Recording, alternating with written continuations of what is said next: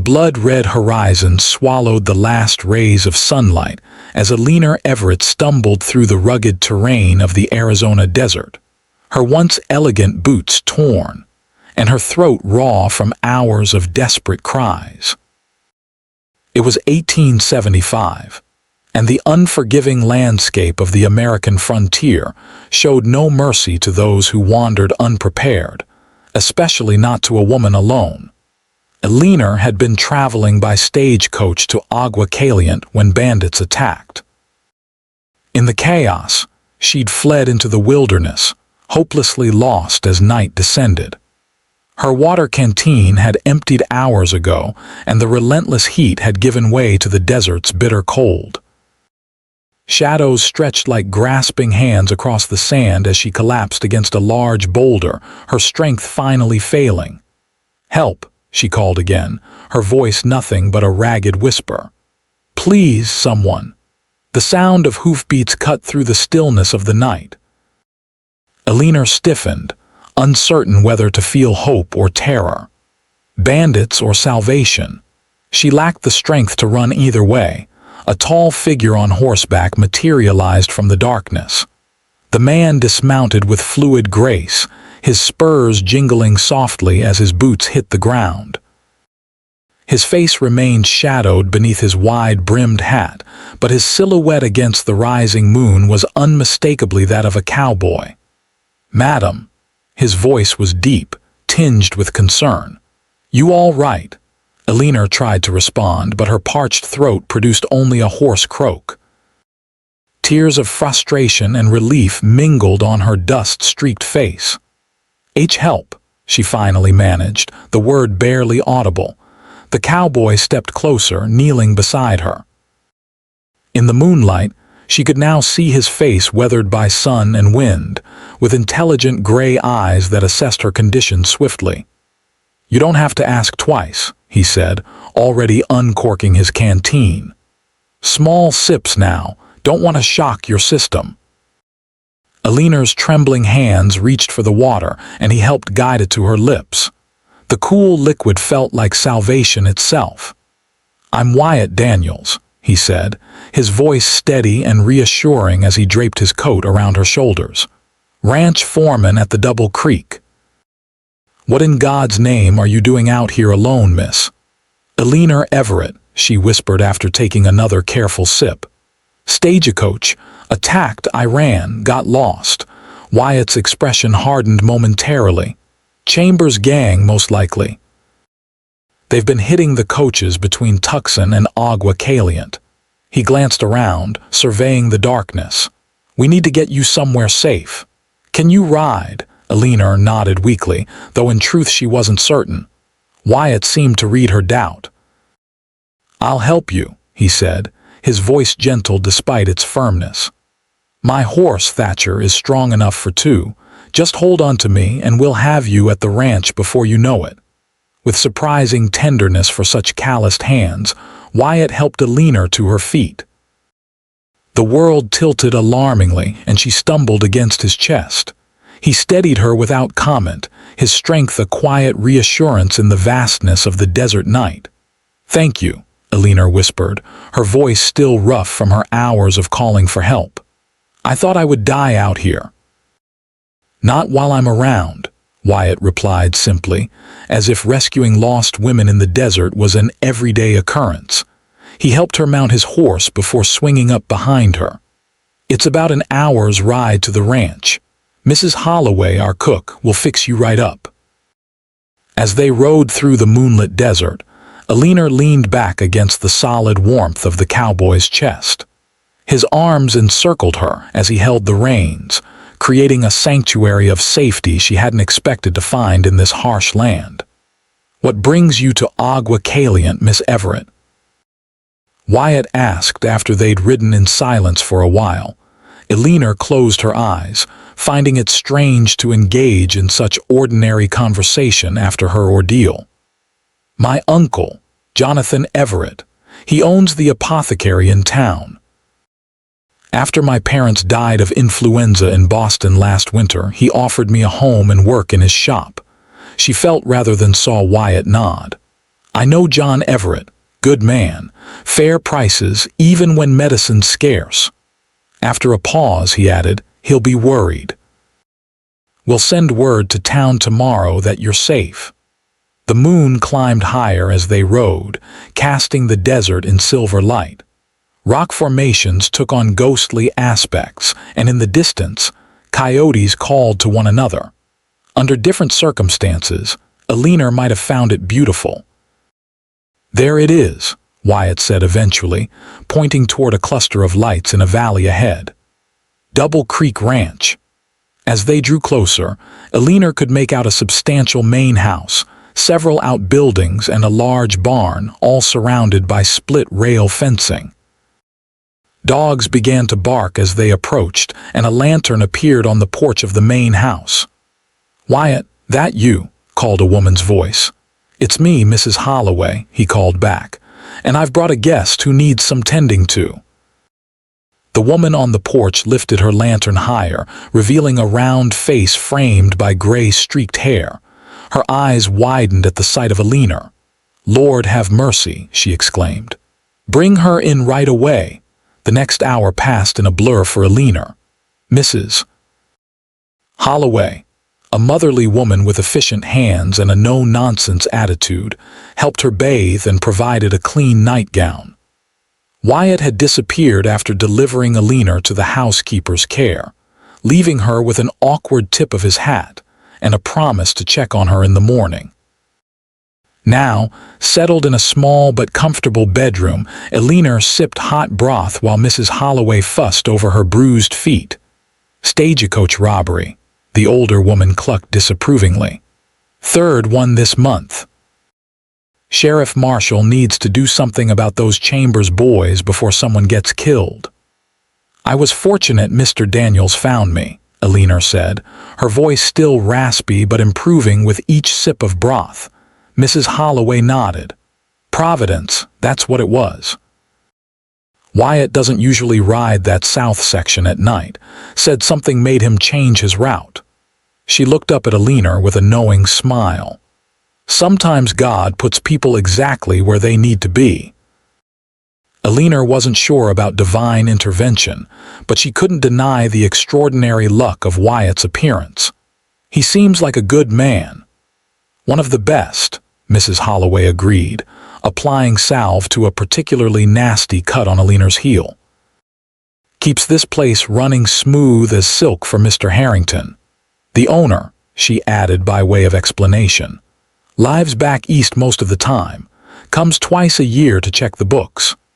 After Mrs. Holloway left, Eleanor sank back against the pillows, exhaustion finally claiming her.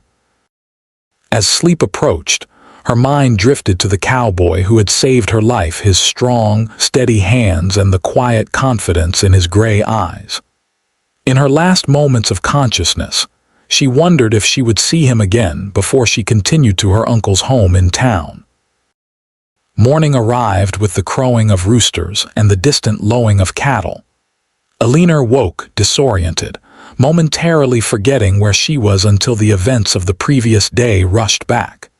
She rose gingerly, finding her feet tender but functional. On a chair near the bed, someone had laid out a simple cotton dress, clearly borrowed but clean and approximately her size. After dressing, Eleanor made her way downstairs, following the aroma of coffee and bacon. The ranch house was larger than it had appeared in the darkness, a substantial two-story structure with worn but quality furnishings. Photographs and paintings hung on the walls, mostly landscapes and formal portraits of people she assumed were the Harrington family.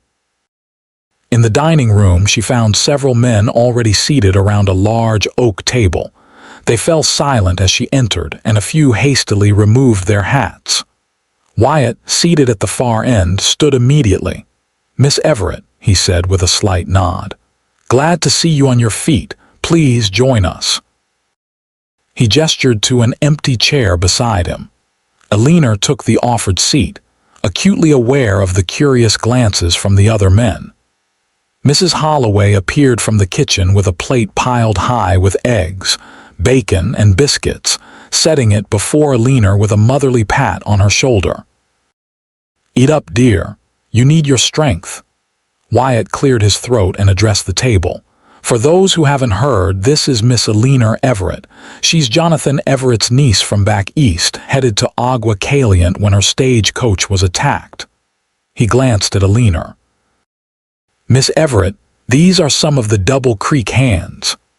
The men introduced themselves: Tom, a grizzled older cowhand; Marcus, the young stable master; and Carlos, who managed the ranch's small but productive orchard. Their names and faces blurred together in Eleanor's still exhausted mind, but she appreciated their polite nods and respectful demeanors. "I've sent Jed into town with a message for your uncle," Wyatt informed her as she ate. "He should be back by midday with a response. I expect Mr. Everett will want to come fetch you himself, but if he can't get away from the shop, I'll take you into town tomorrow." "Thank you," Eleanor said, meeting his eyes.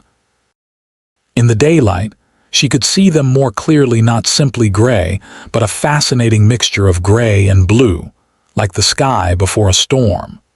For everything.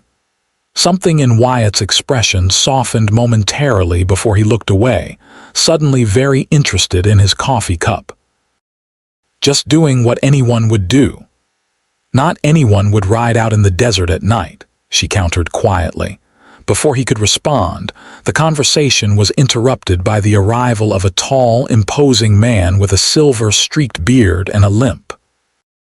The room fell silent as he entered, and Eleanor noticed how the ranch hands straightened almost imperceptibly.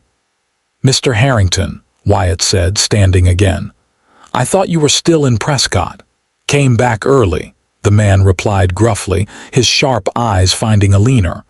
"And who might this be?" Wyatt quickly explained the situation.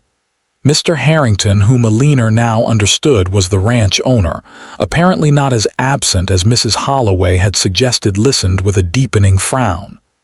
"Chambers' gang again," he muttered. "Bold as brass now, hitting coaches in broad daylight." He turned to Eleanor with an evaluating gaze. "You're welcome here until your uncle comes, Miss Everett. The Double Creek looks after its own." "I'm not," Eleanor began. "John Everett supplies this ranch with medicines, salves, and tinctures that keep my men and cattle healthy," Harrington interrupted. "That makes you one of ours while you're here." His tone brooked no argument. After breakfast, Wyatt excused himself to attend to his duties, leaving Eleanor uncertain what to do with herself. Mrs. Holloway solved this dilemma by enlisting her help with mending simple work that wouldn't strain her recovering body, but would keep her occupied. As Eleanor sat on the front porch, needle flashing through a torn shirt, she watched the activities of the ranch unfold before her. Cowboys moved between the barn and the corrals, horses neighed and stomped, and in the distance, a herd of cattle grazed on the sparse desert vegetation. It was a world utterly foreign to her Boston upbringing, yet there was something captivating about its raw vitality. Occasionally, she caught glimpses of Wyatt directing men, examining a horse's hoof, deep in conversation with Mr. Harrington. He moved with purpose and authority, clearly respected by everyone on the ranch. Several times she thought she felt his gaze turn toward the porch, but whenever she looked up, he was focused elsewhere. Around noon, a rider approached at a gallop, kicking up dust from the dry earth. Eleanor set aside her mending and shaded her eyes, recognizing the young ranch hand called Jed. He reined in his horse near the porch. "Miss Everett," he called, touching the brim of his hat. "Your uncle says he'll be here by sundown to collect you. Sends his regards and his thanks to Mr. Daniels."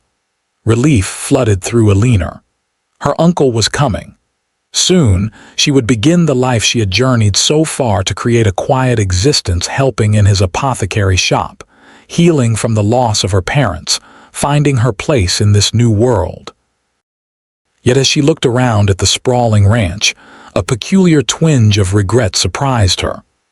One more night, she thought. One more night to thank the man who had saved her life. As promised, Jonathan Everett arrived just as the sun was setting, driving a sturdy wagon pulled by 2 mules. Eleanor watched from the porch as her uncle, a thin man with spectacles and a gentle demeanor, so at odds with the rugged landscape, shook hands with Wyatt and Mr. Harrington. "Uncle John," she called, descending the steps to embrace him. "Eleanor, my dear girl." He hugged her tightly. "When I heard about the stagecoach, thank God you're safe." Over her uncle's shoulder, Eleanor's eyes met Wyatt's. Something unspoken passed between them, a connection forged in that moment of rescue that felt both significant and impossible to define. "Mr. Daniels saved my life," she told her uncle, stepping back from the embrace. Jonathan turned to Wyatt, extending his hand once more. "I'm forever in your debt, sir. Anything you ever need from my shop is yours without charge." Wyatt shook his head, though he accepted the handshake. "That's not necessary, Mr. Everett. Just glad I was there." "Nevertheless," Jonathan insisted, "my niece is all the family I have left in this world." Eleanor gathered her few belongings. Her own clothes had been washed and mended by Mrs. Holloway's capable hands and prepared to depart. The ranch hands had assembled to see her off, and she thanked each one for their hospitality. When she reached Wyatt, she found herself suddenly tongue-tied. "I don't know how to thank you properly," she finally managed. "Seeing you recovered is thanks enough," he replied, his voice low enough that only she could hear. "Take care in town, Miss Everett. Agua Caliente has its charms, but it's still frontier country." "Will I see you again?" The question slipped out before she could consider its propriety. Something like a smile touched his lips. "I come to town for supplies every other Saturday. Your uncle's shop is always my first stop." With those words lingering between them, Eleanor climbed into her uncle's wagon. As they pulled away from the Double Creek Ranch, she looked back once to see Wyatt still standing where she'd left him. His tall figure silhouetted against the golden light spilling from the ranch house windows. Life in Agua Caliente proved both simpler and more complex than Eleanor had anticipated. The town itself was a curious mix of adobe buildings and wooden structures, with a main street that alternated between dust bowl and mud pit, depending on the weather. Her uncle's apothecary shop occupied a prime location near the center of town, with their living quarters situated in the rooms above. Jonathan Everett was a kind, scholarly man who had come west for his health 15 years earlier and found his calling providing medicines to the frontier community. His shop contained an eclectic mixture of traditional pharmaceuticals, herbal remedies, and imported goods from Mexico and beyond. Eleanor, with her basic nursing training from Boston, quickly proved herself a valuable assistant. "You have a natural gift," her uncle told her after watching her prepare a poultice for Mrs. Rodriguez's arthritis. "Your mother had the same touch, gentle but confident." The mention of her mother brought a familiar ache to Eleanor's heart, but it was softened by the pride in her uncle's voice. "She taught me what she knew," she replied simply. Days fell into a comfortable pattern. Mornings were spent preparing the day's remedies and organizing stock. Afternoons brought a steady stream of customers, ranchers with injuries, mothers with feverish children, miners with chronic coughs from years underground. Eleanor found satisfaction in this work, in the tangible difference they made in people's lives. Evenings were quiet, often spent reading by lamplight or listening to her uncle play his violin, a surprising talent in a frontier apothecary. Occasionally, they would walk to the small church for community gatherings or to the hotel dining room for a change of scenery. Through it all, Eleanor found her thoughts returning often to the Double Creek Ranch and its taciturn foreman. She told herself it was natural to think of the man who had saved her life. That gratitude explained the way her heart quickened when someone mentioned his name. But in her most honest moments, alone in her narrow bed, she acknowledged it was more than that. 2 weeks after her arrival in Agua Caliente, Eleanor was arranging bottles of tincture on a shelf when the bell above the shop door jingled. She turned with her customary greeting on her lips, only to have the words die away at the sight of Wyatt Daniels filling the doorway. He removed his hat, revealing hair the color of chestnuts that curled slightly where it met his collar. "Miss Everett," he said with a nod, "you're looking well." Eleanor touched her hair self-consciously, suddenly aware of the plain work dress she wore and the smudge of herb powder likely on her cheek. "Mr. Daniels, welcome." "I told you I come for supplies every other Saturday," he reminded her, a hint of warmth in his voice. Before she could respond, her uncle emerged from the back room. "Ah, Wyatt, right on schedule. I have Mr. Harrington's order ready." He gestured to a wooden crate on the counter. "The usual liniments and salves, plus that special order of quinine from San Francisco." While Jonathan went through the contents of the order, Eleanor busied herself with her work, stealing glances at Wyatt. In town clothes, he looked somewhat different, still unmistakably a cowman, but with a polish that suggested he might have once moved in more refined circles. When the business was concluded and the supplies loaded into Wyatt's saddlebags, he lingered at the counter. "Miss Everett," he said after a moment, "I wonder if you might be free to take a turn about the town. The weather is fine, and I thought you might appreciate some air after being inside all morning." Eleanor's surprise must have shown on her face, for he quickly added, "With your uncle's permission, of course." Jonathan waved a hand with a smile. "By all means." "It's a slow day, and Eleanor has been working hard. Take your time." 10 minutes later, having changed her apron for a light shawl and splashed water on her face, Eleanor found herself walking beside Wyatt down Agua Caliente's Main Street. The mid-October day was pleasantly warm, the harsh summer heat finally giving way to the gentler temperatures of autumn. "How are you finding frontier life?" Wyatt asked as they navigated around a mud puddle left from yesterday's brief shower. "Different," Eleanor admitted. "But not in all the ways I expected. People here are more interdependent than in Boston. Everyone seems to know everyone else's business, but they also look after one another." Wyatt nodded. "That's the way of it out here.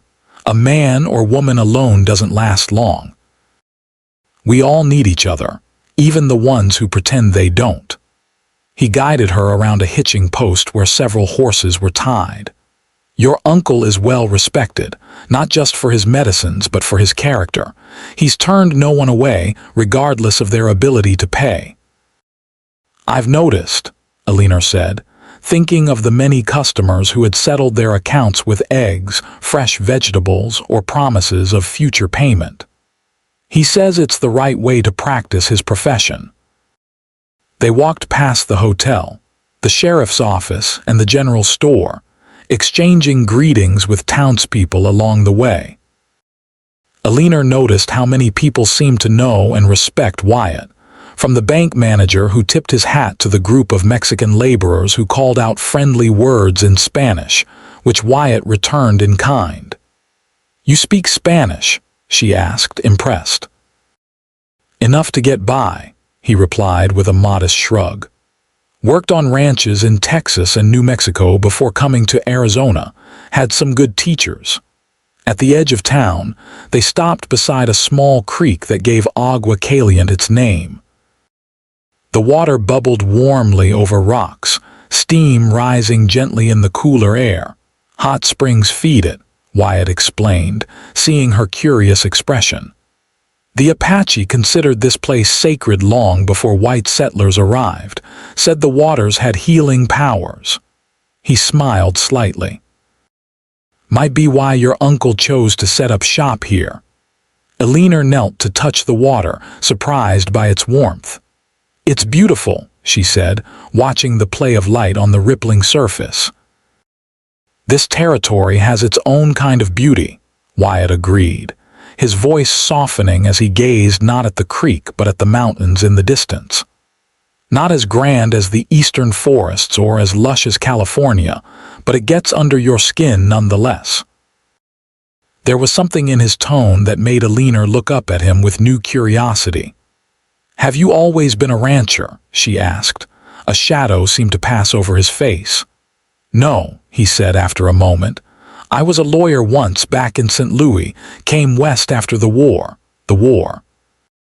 The simple phrase carried weight, as it did whenever anyone mentioned those 4 brutal years that had torn the nation apart.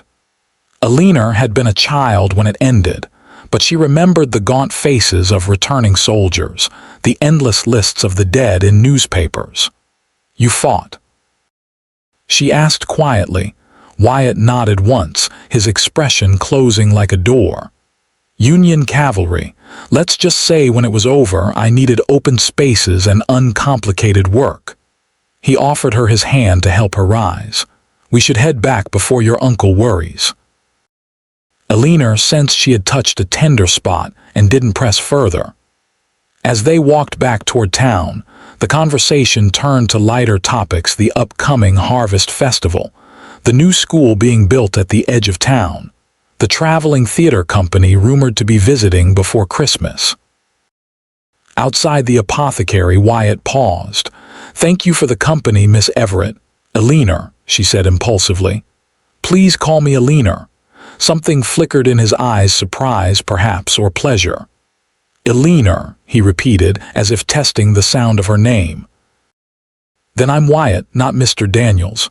"Wyatt," she echoed with a small smile.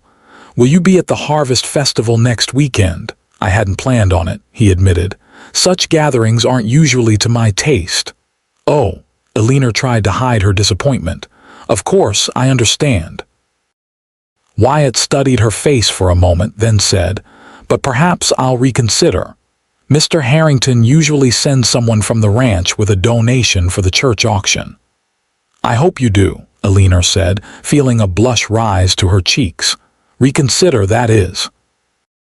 With a tip of his hat and a rare smile that transformed his serious face, Wyatt mounted his horse. "Until next time, Eleanor." She watched him ride away, aware that something fundamental had shifted between them in the space of a simple walk. No longer merely the cowboy who had saved her life. Wyatt Daniels had become something more: a man of depth and mystery, with a past as complex as the territory he'd chosen to call home. The week leading up to the Harvest Festival passed slowly for Eleanor, each day filled with the usual tasks but now overlaid with anticipation. Would Wyatt come? Had she been too forward, inviting him so openly? What did it mean that she cared so much about seeing him again? Her uncle noticed her distraction with amusement but without comment. It wasn't until the evening before the festival, as they closed the shop, that he broached the subject. "Wyatt Daniels is a good man," he said casually, counting the day's receipts. "One of the best I've known out here." Eleanor fumbled the jar she was shelving. "I'm sure he is." Jonathan peered at her over his spectacles. "He's also a man who carries heavy burdens from his past. The war changed him, as it did so many." He set down his pencil. "I'm not blind, Eleanor. I see how your eyes light up at the mention of his name." "Uncle John," she protested weakly. "I'm not disapproving," he assured her. "Quite the opposite. A man of Wyatt's character would be fortunate to win the affections of a woman like you. I merely suggest patience." "He's not one to open his heart easily." Eleanor sighed, abandoning pretense. "I barely know him. It's foolish to feel. Whatever this is." Her uncle's smile was gentle. "The heart rarely consults with reason before choosing its path." He patted her hand. "Just be careful with yours, my dear. And perhaps with his as well."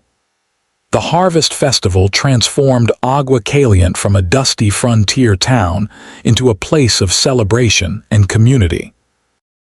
Lanterns hung from every available post. Tables groaned under the weight of food contributed by townsfolk and surrounding ranches, and music filled the air from a small band assembled on the steps of the church. Eleanor, wearing her best dress, a deep blue calico with lace at the collar, helped her uncle arrange his contribution to the festival. Small sachets of dried herbs and flowers that would fragrance clothing chests throughout the winter. Around them, the townspeople mingled and laughed, the usual social barriers temporarily lowered in the spirit of the occasion. "Miss Everett, Mr. Everett," Sheriff Marshall approached, tipping his hat. "Fine evening for a celebration." "Indeed it is, Sheriff," Jonathan agreed, shaking the lawman's hand. "How goes the search for the Chambers gang? Any progress?" The sheriff's expression darkened slightly. "Not as much as I'd like. They've gone to ground somewhere in the hills, but we'll get them eventually." He turned to Eleanor with a smile. "I hear you had a close call with those outlaws when you first arrived. Fortunate that Daniels found you."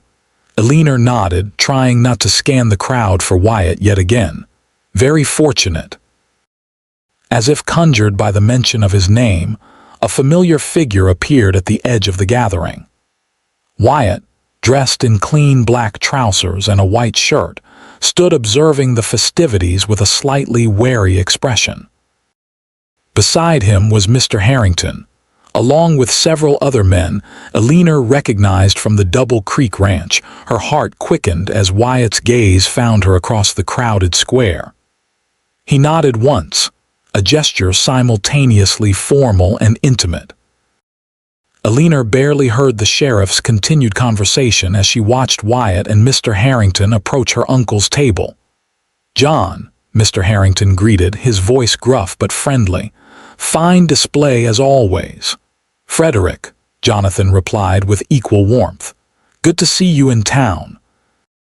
I was beginning to think you'd become a complete hermit out at Double Creek."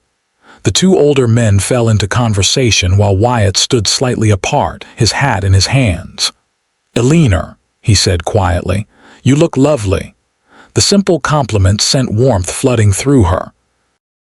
"Thank you for coming," she replied. "I wasn't sure you would." "I found I had reason to reconsider my usual habits," he said, his eyes never leaving her face. The band struck up a livelier tune, and couples began forming for a dance in the cleared space at the center of the square. Eleanor watched them, a mixture of longing and uncertainty on her face.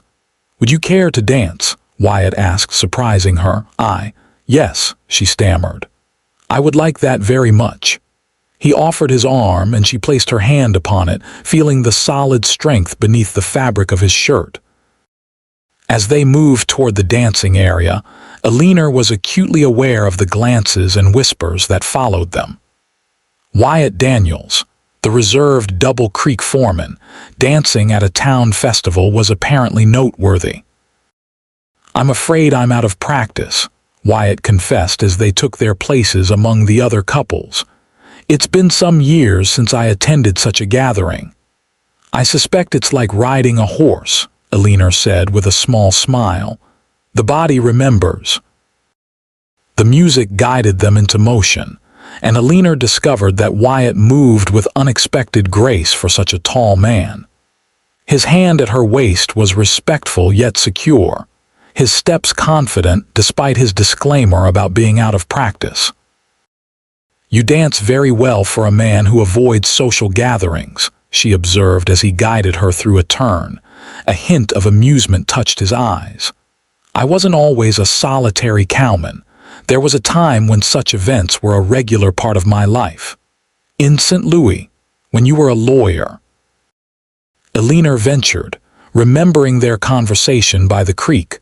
Wyatt nodded, a shadow of remembered pain briefly crossing his features. "Another lifetime ago." Eleanor wanted to ask more about his past, about what had driven him west. about the ghosts that sometimes darkened his eyes, but she sensed it wasn't the time. Instead, she focused on the feel of his hand in hers, the rhythm of their steps, and the rare pleasure of seeing Wyatt Daniels almost relaxed. They danced twice more before taking a break for refreshments. Wyatt procured cups of punch and led Eleanor to a quieter spot near the edge of the festivities. "Thank you," she said, accepting the drink. "I'm enjoying myself immensely." "As am I," Wyatt admitted, sounding almost surprised. "More than I expected to." Their conversation flowed more easily now, touching on books they had both read, places they had seen, and the peculiarities of life in Agua Caliente.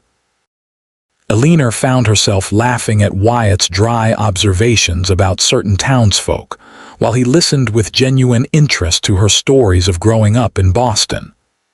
"My father was a doctor," she told him. "He wanted me to have an education beyond what was typical for young women.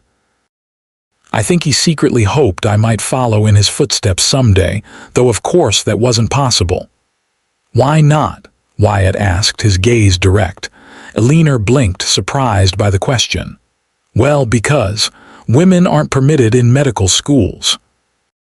A rule made by men who fear competition," Wyatt said with unexpected vehemence. "I've known several women out here who have more medical knowledge and skill than half the so-called doctors with degrees. Your talent shouldn't be limited by arbitrary restrictions." His passionate defense caught Eleanor off guard. "That's a surprisingly progressive view." Wyatt looked away, as if embarrassed by his outburst. "The frontier has a way of stripping away pretensions. Out here,